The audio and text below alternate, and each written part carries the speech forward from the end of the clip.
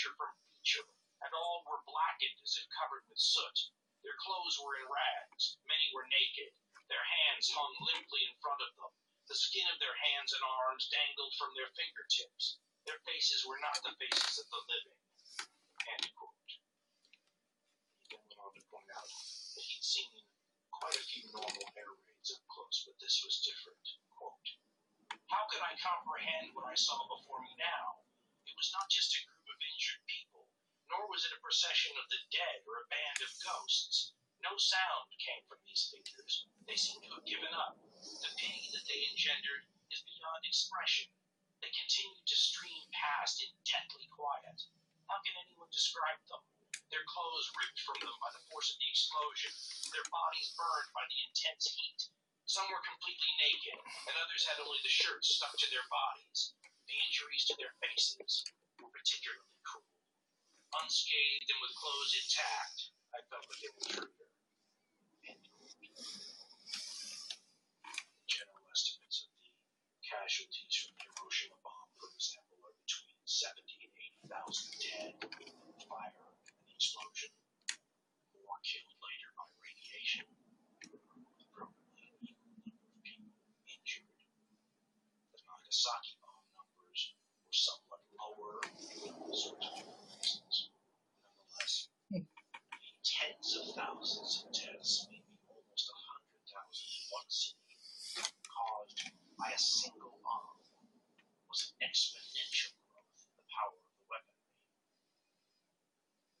After the first bomb was dropped on Hiroshima, U.S. President Harry Truman went on television to try to explain to the American people and the rest of the world what this new weapon was, to essentially, officially, bring the rest of the world up to speed in an entirely new era.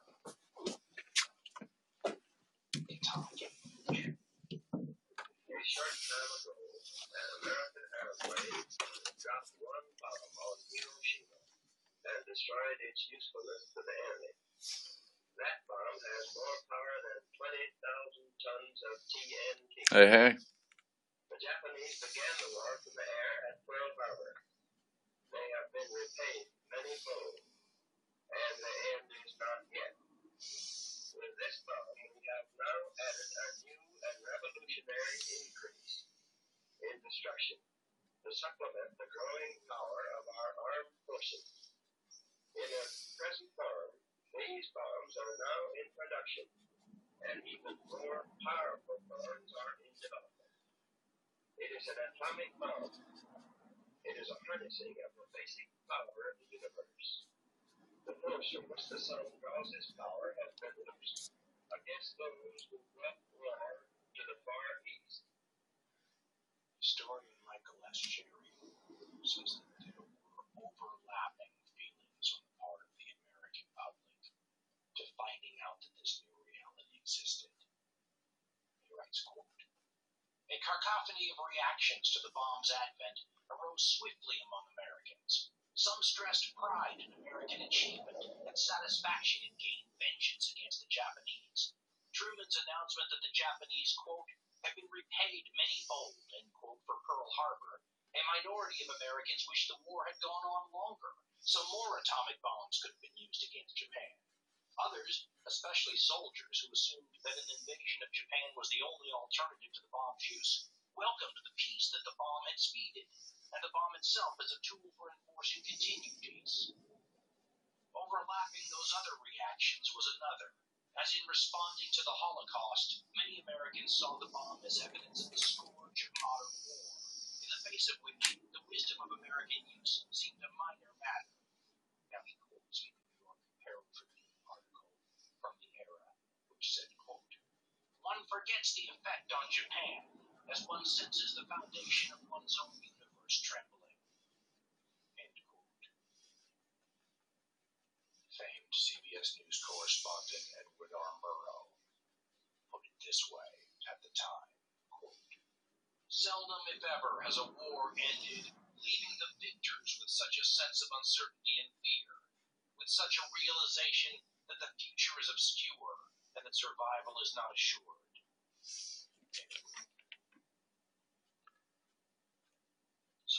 Americans could be glad that the bomb was in their hands, there was a clear sense and understanding that this would probably not always remain the case.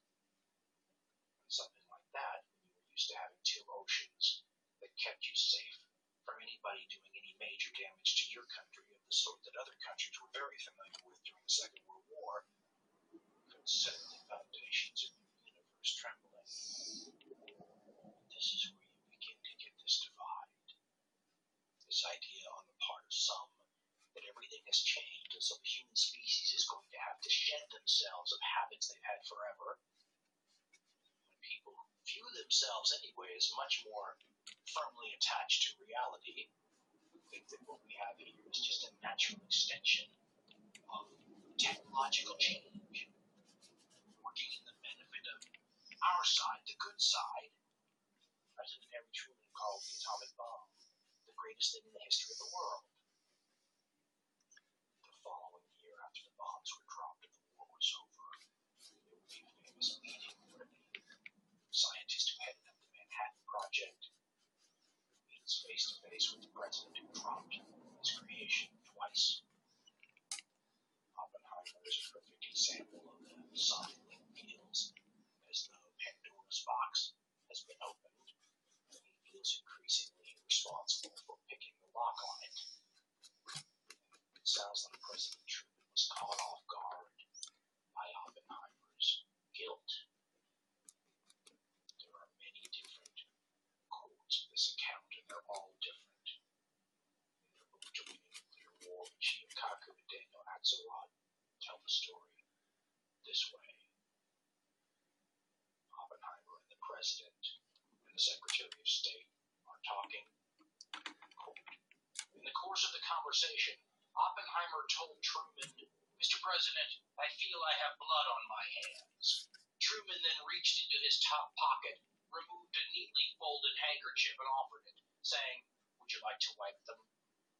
After Oppenheimer left, Truman turned to Dean Acheson, the Undersecretary of State, instructed him not to bring Oppenheimer around anymore, and declared, blood on his hands? Damn it, he hasn't half as much blood on his hands as I have. You just don't go around belly aching about it. End quote. In the R-rated version of the story is told in Jean-Jacques Sullivan's Science at Point Peak, where he said, quote, Oppenheimer, when he went into Truman's office with Dean Acheson, said to the latter, wringing his hands, I have blood on my hands. Truman later said to Acheson, never bring that fucking cretin in here again. He didn't drop the bomb. I did. That kind of weakness makes me sick. Truman could dismiss Oppenheimer, but he was far from the only atomic scientist who was gravely concerned. Before the two bombs were used on Japan in the Second World War, more than 70 atomic scientists signed a petition. A bunch of different things in it, but among other concerns that the bombs were going to be used against cities and people. They suggested using them offshore or in uninhabited areas. Truman, as we said, had a whole bunch of different pressures working on him that these scientists didn't have working on them. But once the war was over, all of a sudden the outlook could change, because it could afford to be changed. You're not in hot blood anymore, you're in cold blood. And now you have in your hands these new weapons. What do you do with them? How do you control them? Who's in charge of them? And what if other countries get them too? There were, in the years 1945 and 1946, a lot of tug of wars and all sorts of questions being debated. I mean, the number one for a while was who's in charge of atomic weapons. The military seemed like a logical choice. The argument was if we're going to have to use it, we ought to be in control of it and know what we're doing. So you said something to the effect of, I'm not going to let some dandy lieutenant colonel decide he wants to start an atomic war. Eventually that power would be wrested into the hands of the civilian authorities, and the president particularly. He was going to be the one who had the power to decide, to push the button, as it will be known later. Historian Gary Wills said this is one of the effects the atomic bomb had. It changed the American constitutional system almost quietly due to the technological necessities that the weapon required. He wrote, quote, "Lodging the fate of the world in one man, with no constitutional check on his actions, caused a violent break in our whole governmental system. General Groves had a mere simulacrum of that authority, and only for a single project. Presidents now have it as part of their permanent assignment. This was in effect a quiet revolution. It was accepted under the impression that technology imposed it as a harsh necessity.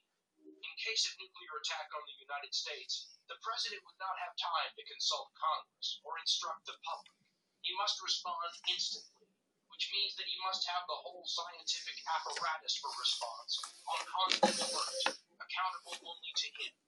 If, on the other hand, a danger to our allies or our necessary assets is posed, calling for a nuclear initiative on his part, he cannot issue a warning ahead of time without alerting the enemy. Like President Truman, who was told he could not forewarn Japan, he must act with alone authority. The nature of the presidency," he writes, "was irrevocably altered by this grant of a unique power." End quote. So already the nature of the weapons was changing the way we do things on a national level here in the United States. But the question of how this might change things on a human-wide level was being widely debated as well. In the years 1945 and 1946, there were some very interesting, relatively unique ideas floated in the world of public opinion and governmental proposals. There was an attempt in those years, an active attempt, to try to put the nuclear genie back in the bottle, to eliminate atomic weapons from the face of the earth, and almost as if to pretend that they had never been discovered at all. Now, there are two things to understand before we get into this. The first thing is, all this is occurring when the bodies from the Second World War are still warm. And after these terrible, earth-shattering wars, you often have a hangover period afterwards where people are understandably in one of these moods where they say, never again. This can never be allowed to happen again. And at the end of the Second World War, you throw the advent of atomic weapons into the very end there. That's an extra exclamation point on that never again. And so this seems like a pie-in-the-sky, rainbows and unicorns utopian approach to things. Realize that they're living at the last time the sword of Damocles dropped, and they have a justifiable fear of it. The other thing to take into account, and I'm not a historian, so you're not going to see me picking the right approach, is that this can be a legitimate proposal that we're talking about here, or this could be for public consumption, and behind the scenes realpolitik and geopolitical chess matches and business as usual can be going on. In October 1945, which is right after the Second World War ends, President Truman gives a speech to Congress, which kind of begins to deal with that question about how are we going to control these nuclear weapons now in this new atomic age. He gives one of these speeches where he says, the hope of civilization rests on international agreements where people renunciate the use and development of atomic weapons. It's a pretty big deal, and then he begins work with the heads of Canada and the United Kingdom a month after that on formulating some sort of policy. One of my experts, Joseph Sergioni, essentially says it's the first nuclear non-proliferation agreement ever. They send their financier representative, a guy named Bernard Baruch, to the brand new United Nations. And on June 14th, 1946, he makes this proposal. And he does it with this very dramatic, famous language. And he says, we are here to make a choice between the quick and the dead. That is our business. If we fail, then we've damned every man to be the slave of fear. It's a great speech. It is supposed to set the apocalyptic tone, though, that a world with these weapons out there, conjures up. And the discussion talks about taking all the uranium and plutonium everywhere and everything we need to build these bombs and putting them in a central location under an international sort of a security situation where nobody could get their hands on them and you couldn't have these weapons anymore.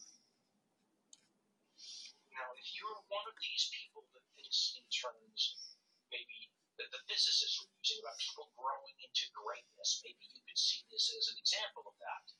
These are human beings treating this with the respect and rationality that it deserves and eschewing all of the normal power politics one would expect. 5,000 years of human history would lead you to believe. And truthfully, from a humanitarian viewpoint, the United States offering to essentially give up their monopoly on atomic weapons. I mean, when in the history books does somebody do that, with a super weapon? We've got the only one, but we'll give it up for this humanitarian cause. Now, here's the catch, sort of. The United States said they would do this as soon as everyone else had renounced them and all the materials had been put into a central location and all of the agreements to make sure no one was cheating and building these weapons on the side were in place. And then as soon as that was done, the U.S. would give up all their weapons to you.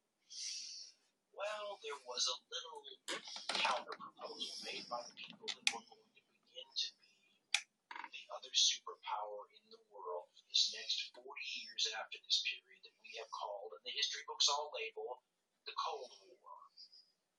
And by the way, there's a decent number of historians who believe it's a Cold War instead of a hot war because of the existence of atomic and later thermonuclear weapons. Our former wartime allies, but we weren't exactly buddy-buddy with them before the war, the Soviet Union. The seeds of the suspicion that will explode into rabid animosity in just a few years are already apparent in 1946. And the Soviet counter-proposal to the United States, Britain, and Canada saying, let's all just renounce the use of development of these weapons, and as soon as we can prove you've all done that, the United States will throw theirs away. And the Soviet Union said, why don't you throw yours away now, since you're the only one that has any, and then we'll figure out how to keep the world from developing anymore after that. That's exactly the kind of attitude that anybody studying human history forever would expect, right? Many out there would say that's just rational. Absolutely, don't get hoodwinked. There was a belief on the Soviet side that what the United States really wanted to do with this arms control agreement, if you will, is extend the length of the monopoly that they had on atomic weapons. Let's make sure no one else can develop any, and then we'll have a longer period of time where we're the only ones who have them. But it began to sort of lay the groundwork for what we would see in the future.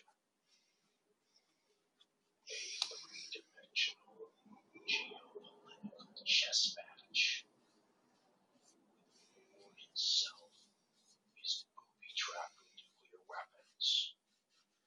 And no one knows where they are on the board, so every time anyone conducts a major move, everyone tenses up. The board itself was determined by where the armies were when the Second Thanks, James. War ended. There are some notable trouble spots. The number one geopolitical trouble spot on this chessboard, Berlin, the former German capital. At the end of the war, Germany is divided. The eastern half is under the control of Soviet forces, the western half under control of the United States, France, and Great Britain. All four of those powers are sharing jurisdiction and occupation of the former German capital in Berlin. The problem is that Berlin is, geographically speaking, well within the Soviet zone of control in eastern Germany. The Soviets control all access to the city. A couple of roads that the Soviets watch over carefully is where all the supplies come from the west. It's an important piece on the chessboard, but it is a piece that from the beginning of the game is effectively held hostage. The most important piece the Soviet Union has on the chessboard is the Red Army. The Red Army is constructed differently than armies of slug it out with German forces, tanks with heavy artillery. It is a hammerhead sledgehammer of an army. It is full of veterans, and their commanders are well versed in how to use the very large forces that they possess. When the war ends, the other powers like the United States and Great Britain quickly start demobilizing their forces. The Soviets demobilize forces to a degree too, but the Red Army stays where it is, large, powerful, threatening. And the Allied forces really have nothing on the ground in terms of an army that can stand against it. When asked what the Red Army would need to advance into, I believe it was Switzerland, one U.S. commander said shoes. I believe that it could just advance all the way to the Atlantic in 1946. Little to stop it was widespread. The chess pieces on the west side, though, were compensatory. They balanced out the Red Armies. The West had the Green Air Forces and naval supremacy. And they also had the atomic bomb. The problem that the United States found itself in terms of a dilemma is the only thing that they had that they knew could blunt the Red Army's march to the sea if it came to that were atomic weapons.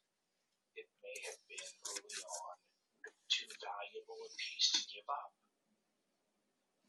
Of course, let's remember, the Red Army was not sitting on the edge of Soviet territory, defending the motherland. They were perched basically along the farthest extent that they had taken over in wartime, and were occupying unwilling populations of people who before the war were living in their own countries. Places like Poland and Romania and Hungary and the Baltic states and a lot of other places were now occupied and were being incorporated slowly but surely into the communist bloc. This became a bone of contention, something that would have kept good relations with the case. The other issue that divided the two sides after the war was ideological. That should come as no surprise. I mean, the 20th century is such an ideological century anyway. But in the 1930s, you had three giant different ideological blocs sort of competing with each other: fascism, communism, and the democratic free market West. The war essentially eliminated the big fascist powers, leaving a dynamic that, as historian Gwen Dyer points out, diplomats from hundreds of years ago would have understood. They would have predicted a war between the Soviet Union and the United States based on power politics alone. I have to bear this in mind because growing up when I did, the idea of communism versus democracy was such a huge part of the equation that it's hard to rule that out or minimize that.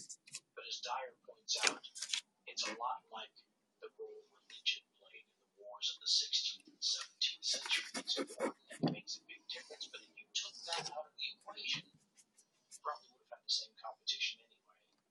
He writes, quote, "The United States and the Soviet Union have no common border, no claims on each other's territory, no history of national animosity. They're not even serious rivals for trade and resources, but their post-war confrontation was perfectly predictable and widely predicted as soon as the probable outcome of World War II became clear around 1943. He said, quote, "Our greatest error in the late 20th century is to overestimate our distance and our difference from the past. We believe that the present round of competition between the great powers is different from all the others in history, that it is invested with special significance because of its ideological dimension and because of the appalling consequences if it were to lead to war, as all such other competitions have eventually done in the past." End quote. And then goes on the list that both sides can use to point to the other and say, well, look at all these provocative things you've done. And he says, quote, "Each side has an ideologically watertight explanation for why the adversary behaves with such persistent wickedness and aggression, but none of the post-1945 developments seem surprising to a 17th century Spanish or Ottoman diplomat.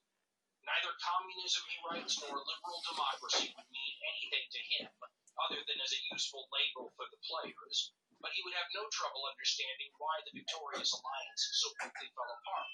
They almost always do after victory, because the winners are the biggest players left on the board. Hence, they automatically become the greatest potential threats to each other's power. End quote. Now, who am I to disagree with Gwen Dyer's excellent point about power politics? Yet at the same time, as someone who grew up in that era also, it's hard to discount what the dread and disdain here in the United States for communism, the impact that had overall on events. There's a Foreign Affairs magazine review of Stephen Whitfield's book, The Culture of the Cold War, that I thought was an interesting description that sort of spanned the width and the breadth, and then sort of the weirdness as you look back on it now, decades later, the entire affair. It says about the book, quote, a lively and well-documented account of how the Cold War both produced and was sustained by super-patriotism, intolerance, and suspicion, and how these pathologies infected all aspects of American life in the 1950s. Entertainment, churches, schools. Older readers will remember and still be amazed. Younger ones will find this a readable introduction to a bizarre aspect of the American past. And, looking back on it, there was something bizarre about it, and I didn't even exist in the time when it was at its most bizarre. The 50s, the 1950s.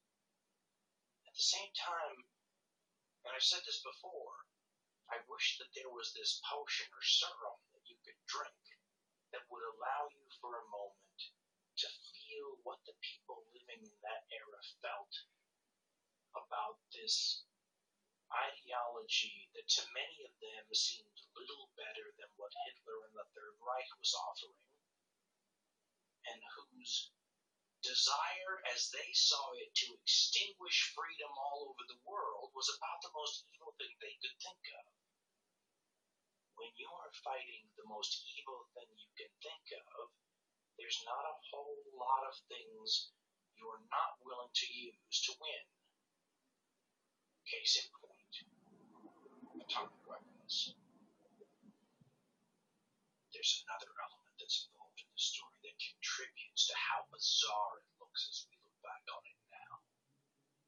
It's something that for a great many people was an article of faith at the time period, which we know to be false because, well, what they were worried about happening never happened. But they don't have that luxury, and every era has its conventional wisdoms that it has to use in factoring out how to make decisions. We are as trapped by our own as they were by theirs. But a great many people, and it's hard to quantify exactly how many, but it spanned the entire spectrum from world leaders and decision makers to the intellectuals, down to the farmers and the ma and pa operators of hardware stores in middle America. There was this idea that war with the Soviet Union wasn't just a possibility, but that it was an eventual inevitability. And that colors your thinking in ways that if you don't believe that, or if, as we do, we know that that wasn't what was going to happen, it looks insane.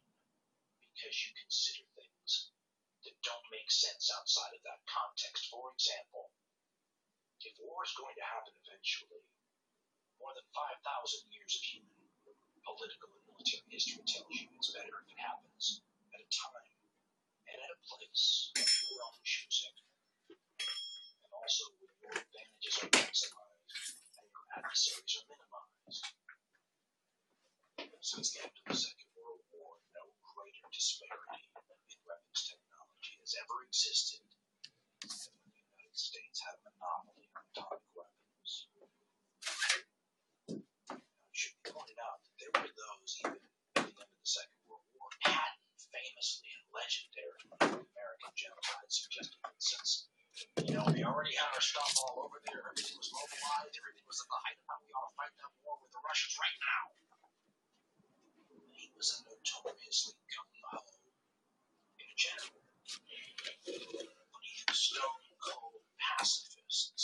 tempted by this temporary window of opportunity that exists.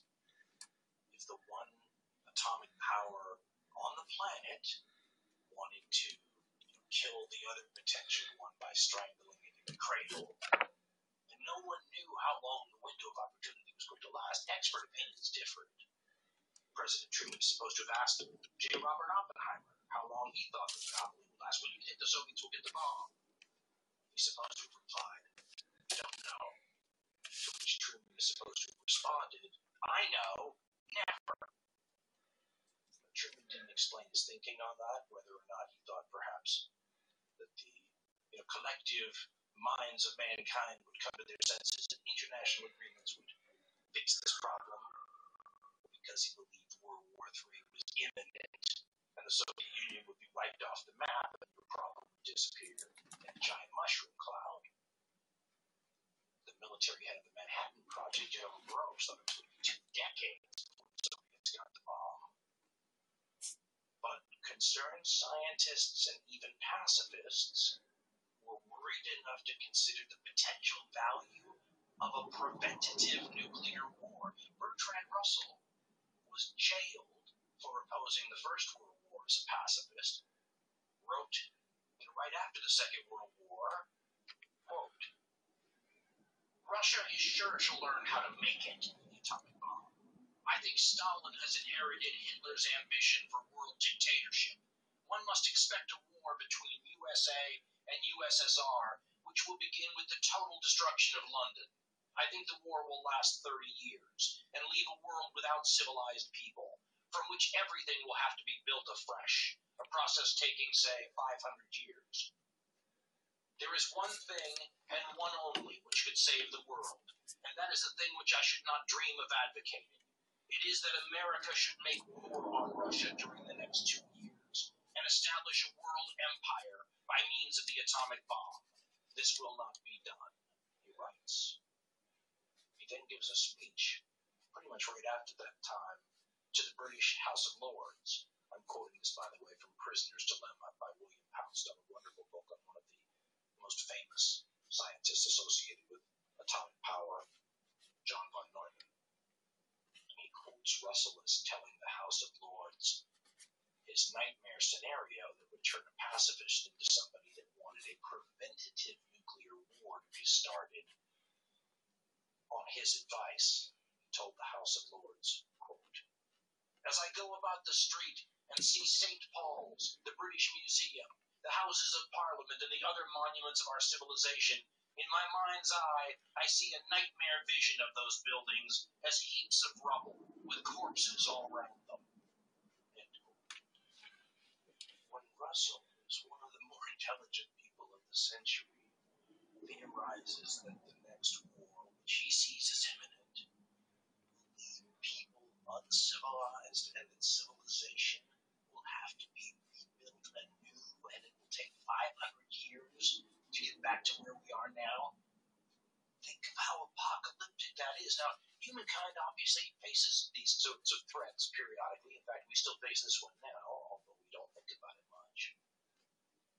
But I mean everything, for example, from global warming to some meteor hitting your planet or anything like that constitutes a grave potential threat, and the dynamics of each one is different, so our reaction is different. Climate change, for example, because it needs to be figured out via mostly things like data and observation and science, and it becomes an arguing ground for people with vested interest. These people had a different situation going on. The dynamics around atomic weapons had just been proven and seen. Basically, the attitude was, if you don't want to end up looking like Hiroshima and Nagasaki, and here are some pictures, by the way, if you didn't see it, we have to do something.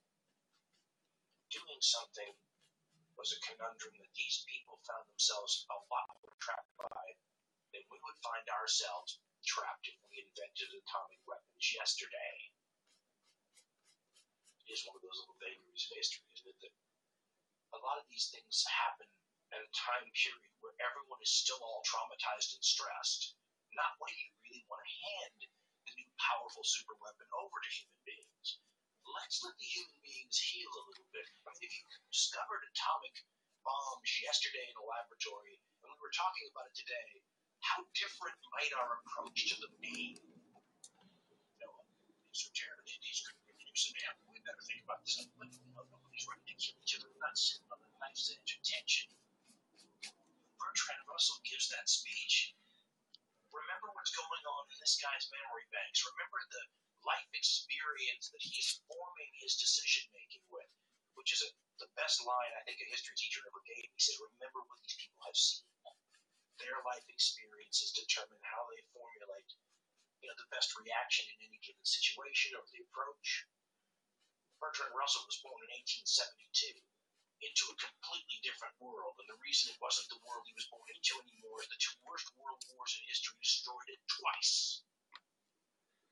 The first one was so bad that they had this entire period afterwards where humankind said never again, not the first time nor the last time, and built up whole structures and treaties and arrangements and deals and everything. The League of Nations is just one example to see that this never happened again. But instead, within 20 years, it did, and it was worse than the first one. But at the end, it ended with atomic weaponry. So if you're Russell in 1945, a month or two after the war ended, you are suffering from historical post-traumatic stress disorder, and so is everyone around you. So when you wonder how atomic bombs might be used, you're thinking they're probably going to be used like the last two things I saw happen within living memory. It's going to be a lot messier than any of that. The other thing that these people had going on that I have to continually remind myself of, and it would be again so different if we developed these weapons yesterday, is that the two sides that are the, shall we call them, the tip of the spear in the Cold War, the USSR and the Soviet Union and the United States, both entered the Second World War as the result of a devastating surprise attack. Barbarossa, the German surprise attack on the Soviet Union in 1941, and then in December 1941, of course, Pearl Harbor. Imagine the next devastating surprise attack happening with atomic or nuclear weapons, and then remember that these people had already seen that movie just a few years ago.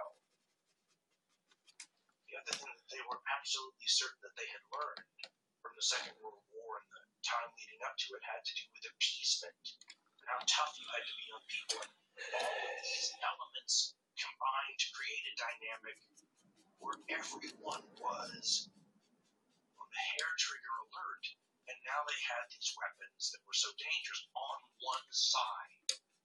And this was key. In 1946, in northern Iran, the Soviet Union did not leave as quickly as they were supposed to. President Truman is supposed to have threatened to use an atomic bomb on them. They seemed pretty darn happy when they got out real fast. In other words, the idea that when you have this super weapon, you can impose your will on other people is really, really seductive. Truman's Secretary of War, Henry Stimson, explained the advantage that the atomic bomb gave the President and the United States and the West in poker terms. He said that when it comes to world power, the atomic bomb was the equivalent of a royal straight flush. That is a hard geopolitical hand to avoid playing, isn't it? I mean, what would people from earlier eras have done? They had nuclear weapons and a monopoly on them. Julius Caesar, Alexander the Great, a bunch of Chinese and Japanese daimyos, or heck, Hitler. Thanks. Here's 50 atomic bombs, but don't use them. Oppenheimer and those physicists who are talking about things rise to another kind of level of evolution in order to avoid destroying themselves. You can see why. Because actually imagining them in the hands of most of history's great figures in the past would sound like the prelude to a nightmare. It occurs to me maybe that question could be phrased a little differently and examined also. I mean, if the physicists were talking about a new level of human understanding being necessary to live with this sort of technology, maybe it's not fair to imagine atomic weapons in the hands of the most sociopathic leaders in history. How would humankind in general in the past have dealt with something like this is perhaps a fair comparison? If you could go back in my famous time machine, a very large version of it, and bring back nuclear weapons and some technicians to set them up and show them what button to push and everything. If you think of people from the Bronze Age or the Iron Age, nukes their adversary.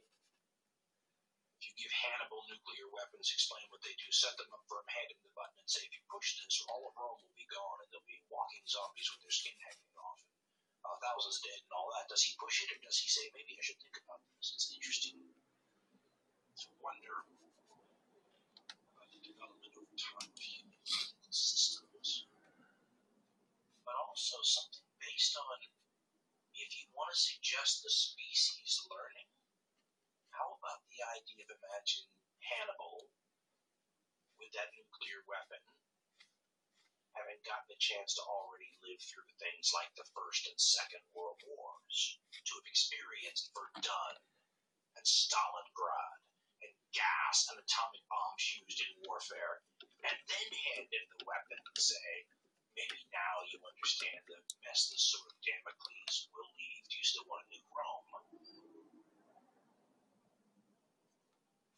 I'll tell you what's fascinating to me, and again, it's part of the human condition. I'm not sure you can get around it.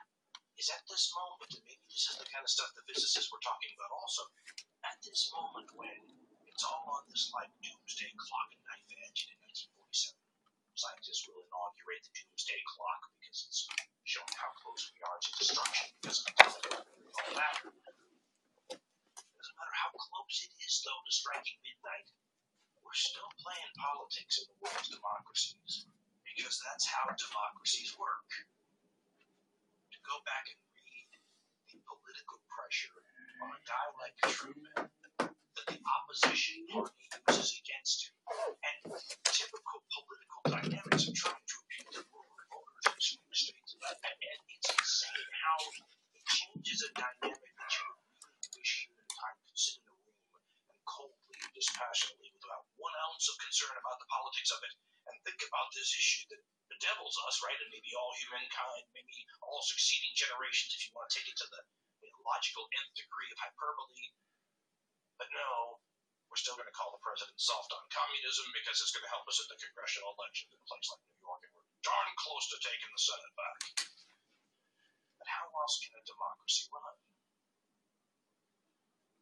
I think, and I don't think this is an unusual statement to make at all. If you look at U.S. history, there are certain time periods where the country fundamentally changes.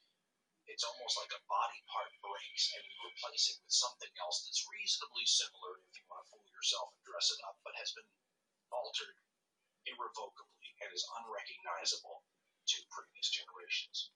The founding of this country, the change from the Confederation to the Constitution is one of them, in my opinion. The Civil War and Reconstruction is another one in everybody's opinion. But if you look at the period, and people have different dates on this, from about 1946 to about 1952, you see the United States government transformed. Historian Gary Wilson described him talking about how the presidency and the power of one person to decide to go to war and in a window of minutes changed that aspect of presidential power. But then he goes on to list things that people who know American history all know anyway. All of the famous national security decisions and things like the Marshall Plan and the Truman Doctrine and all these different things that when taken as a whole, and when you look at them on the list, it's amazing how many happened in the space of a few years, create the national security state. And you should know my own biases before I go farther, because I do have them in this case. It's worth factoring that into your thinking when you hear me. But I talk a lot about politics, and in my opinion, the United States made the wrong course change during this time period and became a different country, a country much less connected to the one Americans believe that they have when they study what I like to call the myths of America and the Constitution as a layperson would understand it. I think September 11th, the 9/11 attacks, is another one of these periods in U.S. history, and I think you see a similar dynamic then as well. In neither case, by the way, do I hold the decision makers accountable for having made the decisions at the time. I think it was inevitable, for example, that any U.S. administration, given what's going on, would have freaked out and overreacted after 9/11. I think the same is true in this period we're talking about.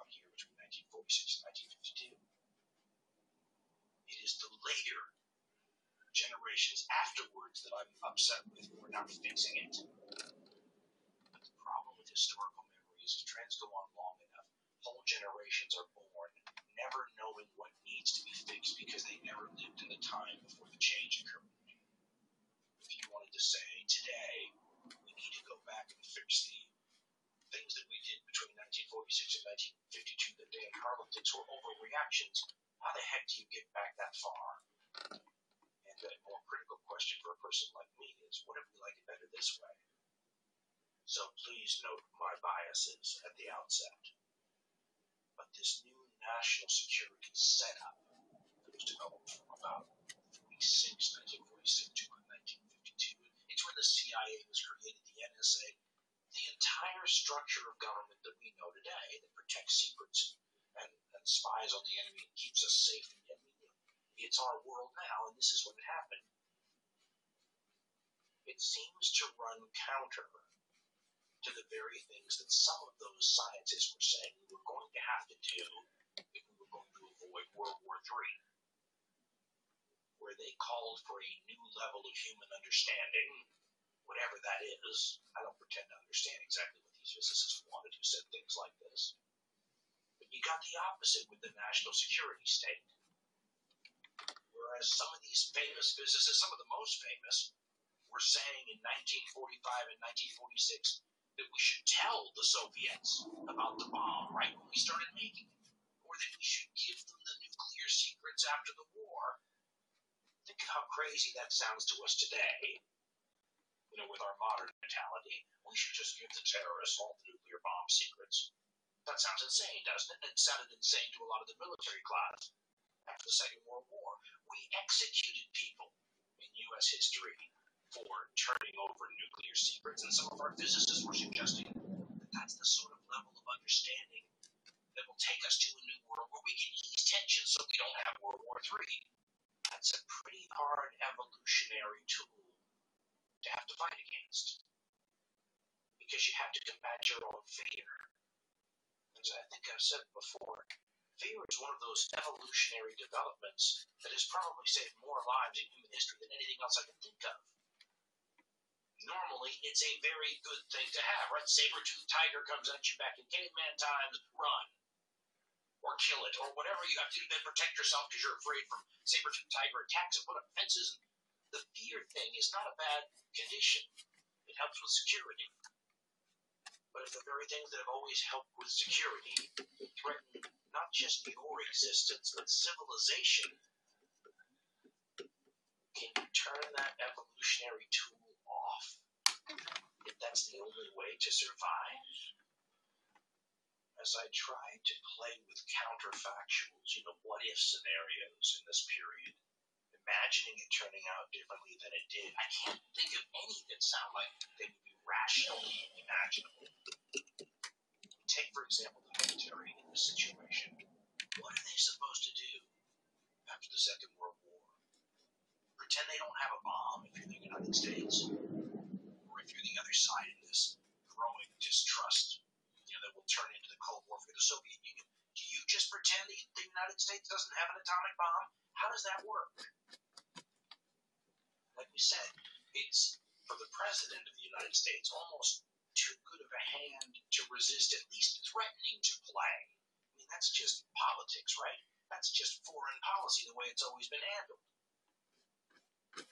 And if you look at this from a strictly age-old power politics viewpoint, historian Michael Howard does a great job of just setting up the way the military saw this thing to them, and we're speaking of them as a whole rather than some of the individuals and even perhaps some of the various services, more on that in a minute, saw these things because that's what they're paid to do. Howard wrote, when confrontation developed between the Soviet Union and the West shortly after the ending of the Second World War, the military on both sides foresaw business as usual. The Soviets planned to advance their western places to the Atlantic, to deny to the Americans the use of air bases in Western Europe, while the Americans hoped at least to retain bases in the British Isles, Spain, and the Middle East, from which to bombard the Soviet Union, and then in due course, in quotes here, liberate Europe for a second time. He continues, quote, the peoples of Europe knew nothing of these plans and would have shown little Why, enthusiasm for thank them if they had. you. Next time, remarked a French prime minister who did know about them to his American colleagues, you will be liberating a corpse. End quote. The problem you face in 1946-1947, if you're the United States military or Harry Truman, and maybe you've already threatened to play that Royal Straight flush on the Soviets in northern Iran once, the problem you have is you have very few of these bombs, although no one knows that, and you have no good way to deliver them. The next couple of years, the military and Harry Truman and the government of the Air Force, which used to be a part of the Army, and it was part of an entire reorganization that was also part of this post-Second World War transformative period that changed U.S. foreign policy, the whole design of government, the new Department of Defense, the new Pentagon. It was all part of this. The Strategic Air Command's job, if called upon to do it, was to destroy the Soviet Union's major cities with atomic weapons, and in the process, kill tens of millions of people. The mind sort of reels, doesn't it, when you think of how quickly we went from that, well, to us today, it even looks like a rainbows and unicorns place of trying to craft legislation to rid the world of the scourge of atomic weaponry, to a year and a half, 2 years later, when the president has to deal with the approval of Air Force plans for World War III that involve as the key part of the strategy something commonly referred to as the atomic blitzkrieg or atomic blitz. Trying to explain all the various things that go into why these decisions were made is complicated. And one of the main reasons why is how recent all this is. As we said before, reality is complicated. I don't have to tell you that. Social, cultural, economic, individual forces. I mean, 1,000 things working on us in every direction all the time. Well, that's pretty much how it's always been.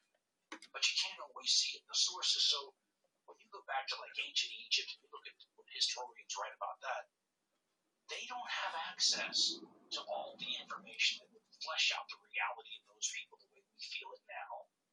Consequently, history seems much more simple because the minor strands that are all interwoven around events are not visible back then. But the closer you get to now, the more visible those minor threads become. And it's impossible to quantify the importance of this thread over that thread. For example, as I said earlier, you would love to think in a situation as important potentially as nuclear, global nuclear war, that we would have philosopher kings sitting in quiet rooms discussing with the most intelligent physicists and ethical people in the world how we deal with this situation. But instead, the normal things that impact humankind are at work here too, despite the stakes. We said politics in a democracy a little while ago. But it's more than just politics.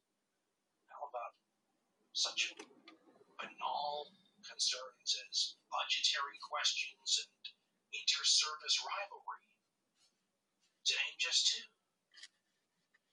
For example, I think you can make a pretty good argument, and a lot of people have, that the number one reason that you have an atomic blitz-style strategy as the plan to win World War III should come during this time period has more to do with budgetary restraints than anything else. And you, again, would wish that you had your philosopher kings and everything in the back room, not worried about anything banal like politics and budgets and what have you. But reality intervenes, which is why this whole argument about having to change humanity in order to survive in a post-atomic world is so difficult. As Einstein said, the atom changed everything but our modes of thinking. But it's hard to change your modes of thinking. I mean, think about Harry Truman after the war. Harry Truman's got to cut the budget because it's spending a fortune, because it was just in the biggest war in history and it was doing the lion's share of funding. Can't stay at those levels, right?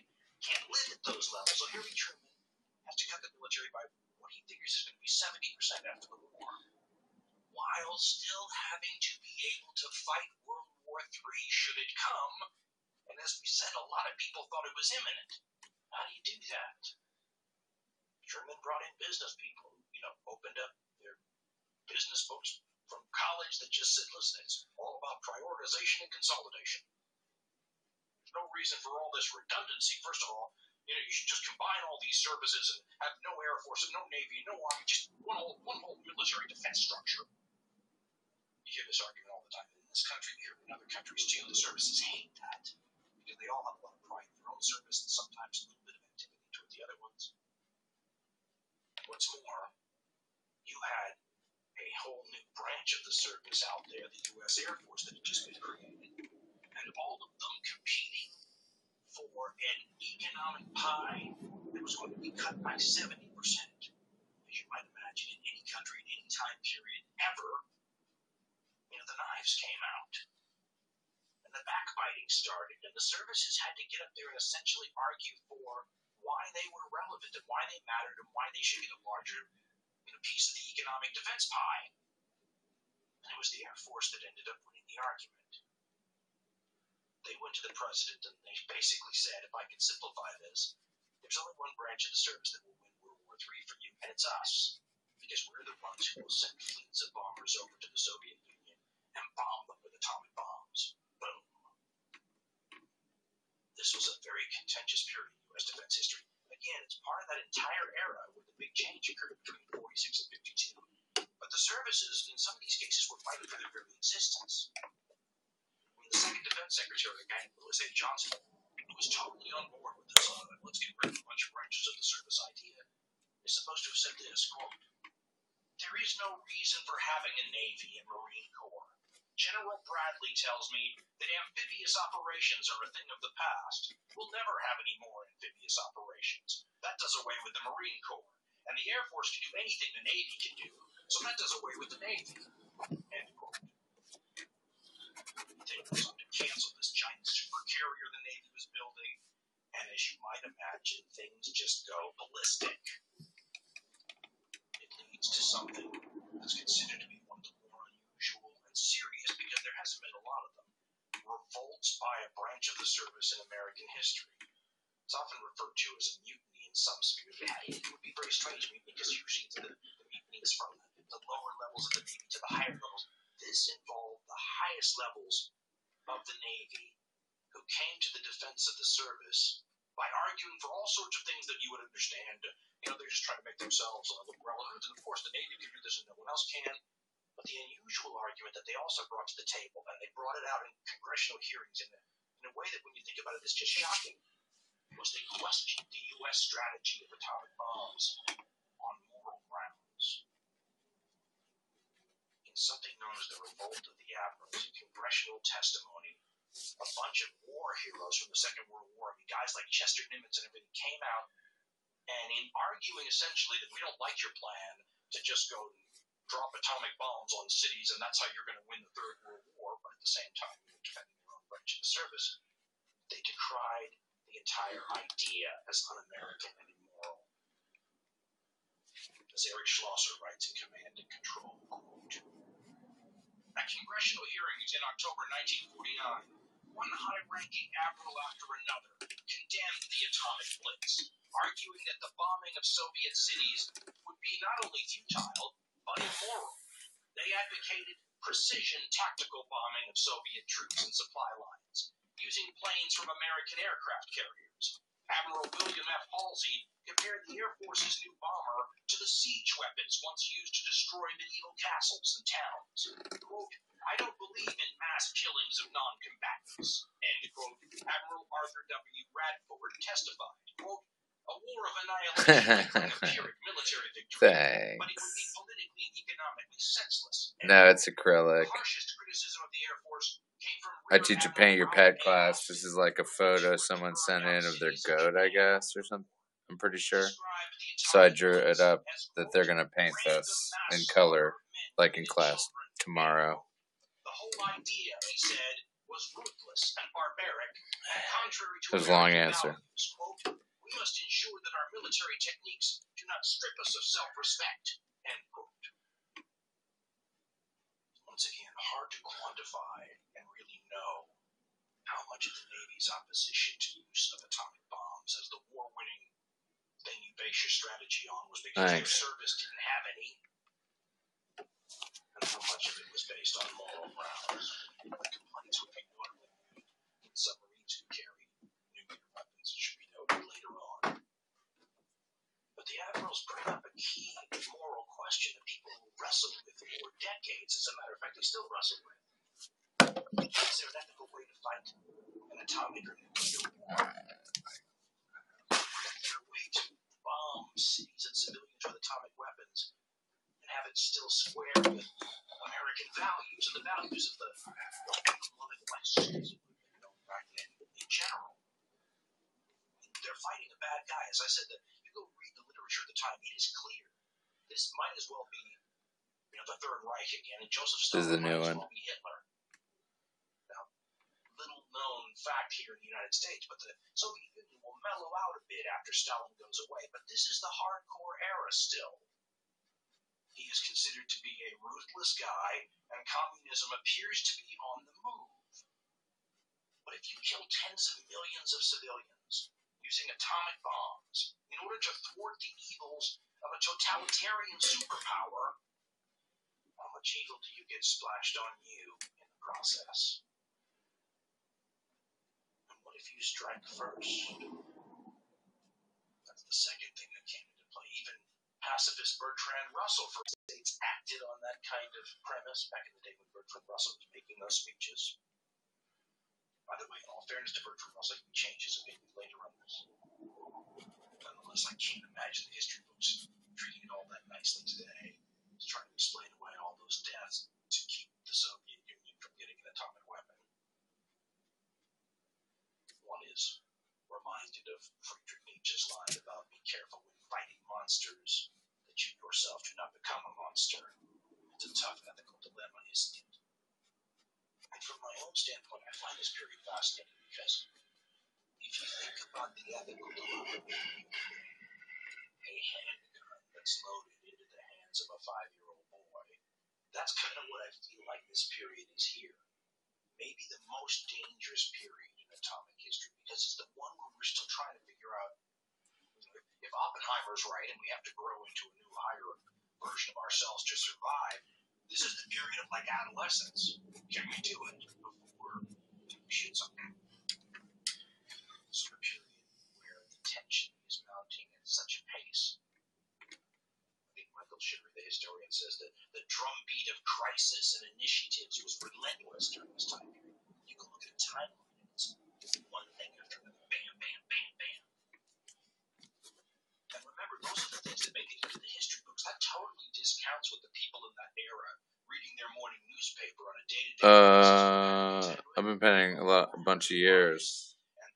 But today, I've been painting since 4 o'clock, so it's like, how many hours is that today? Only an hour or two on here, but I've been painting maybe 7 or 8 hours today, I think, something like that. But a bunch of years, 15 or 20 years. I've been drawing since I was a little kid. But from the position that they found themselves in, remember, we have the luxury of knowing how things turn out. Changes everything, doesn't it, though? Makes it very difficult to put ourselves back in those shoes. And I want that serum that instantly allows you to go, oh my God, I'm so scared that the communists are going to take over the world. When I was growing up in the 1970s, there was something known as the domino theory of communism. There was this idea that it spreads from one country to another, and that, as soon as one falls, it subverts the next one over there, and it was supposed to explain this exponential growth of communism in the world, and why you needed to be concerned about all these little countries. You would say, well, who cares about this little out-of-the-way place if they go communist? It's not exactly like they're in the center of the world. Why do they matter? You say, oh, you don't understand. It's the domino effect. They will subvert the country next door, and then you can't really get a foothold. And in the 70s, when I was growing up, you were beginning to think that that was crazy, although there were still a lot of proponents. But the reason it looks so out of whack is because in the 1970s, when I was a kid, things had stabilized. That was a theory developed by people that were watching reality unfold back in the era we're talking about now, where it did look like dominoes were falling, and it looked like they were falling quickly. And there were a couple of different kinds. It helps with his cute-ass pictures, people's cutest pictures of their cutest pets ever. It's pretty easy to paint.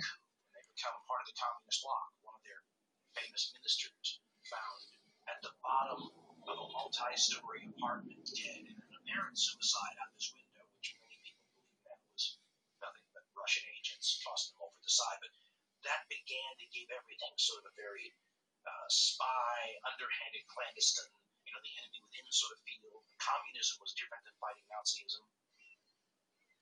You didn't have to worry about Nazism as an intellectual contagion. How long does it take? I try to do each of these. I'm doing little different pets and try to do each one in like maybe 20 minutes. Because people are just going to paint over it anyway. So a lot of time I'm like, I don't want to waste a whole lot of time, but I want to get it right. But I don't want to use a whole lot of time. So, yeah, usually I like to do, I do the green underpainting first. And those take maybe 10 minutes each. 10 to 15, depends. Some of these really furry animals get lots of minutes of my life. But no, like this one, probably the whole thing take like 15 minutes or something, 20 minutes. I'm trying to talk while I paint. I sound like an idiot. Maybe I am an idiot. A couple months into 1948, Joseph Stalin does something that tests the resolve of the West, if you will, in a way. What y'all up to? Oh, thanks, Sam. So challenging, it's like calling your bluff in that high-stakes poker game. Gene Kaku and Daniel Axelrod, in their book, How to Win a Nuclear War, say that by this time period, Harry Truman has already threatened the Soviets 4 times with a nuclear bombing. Maybe bluffs, but never came to a head. These are just the Blickrylic. They're they're on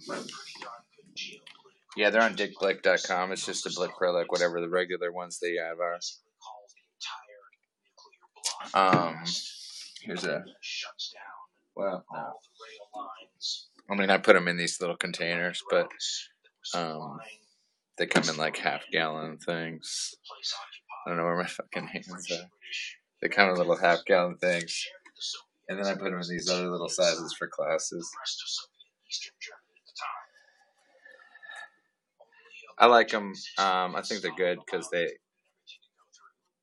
good for beginners because they don't have to mix their own, because they don't have to add any mediums or anything.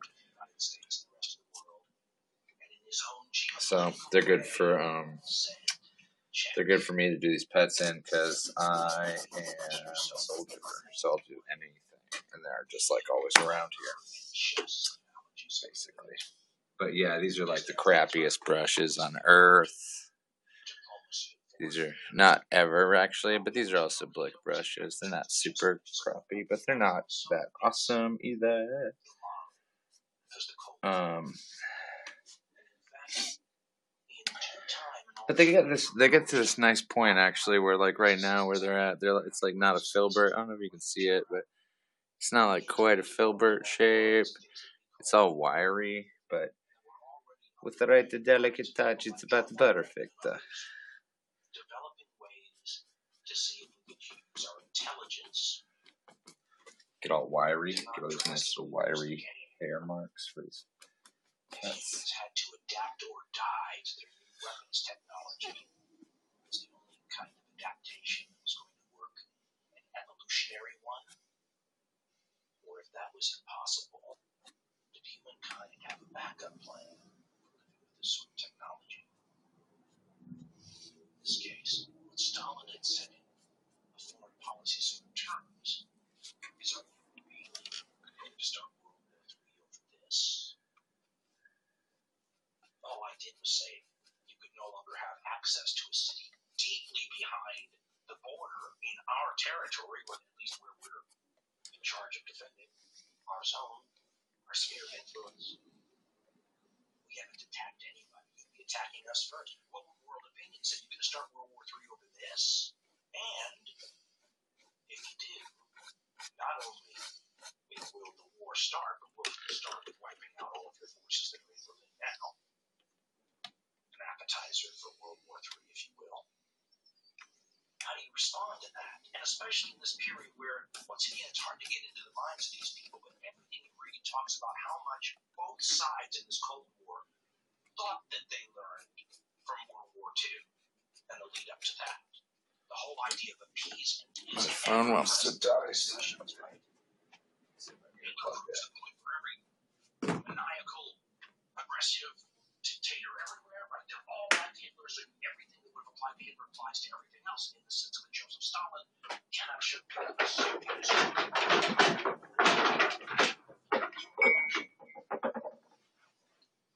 soon, a solution on the ground, apparently by a local commander, who started to have food flown into Berlin because apparently Stalin wasn't going to shoot down airplanes. I guess they found pretty quickly. And very quickly, Harry Truman saw that as the life preserver thrown to him. Right? What are your choices? Start nuclear war or